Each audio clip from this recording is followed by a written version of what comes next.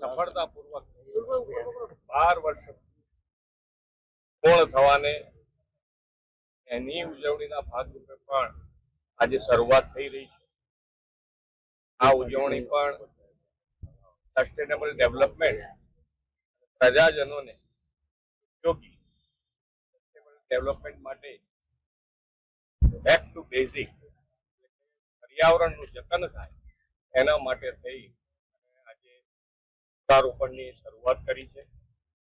વૃક્ષારોપણ આપણા રોજ જીવનના દરેકે દરેક પળ પર્યાવરણ પ્રિય કેવી રીતે રહી શકાય એના માટેનું પણ મિશન લાઈફ માનનીય વડાપ્રધાન શ્રી દેશવાસીઓને આપ્યું.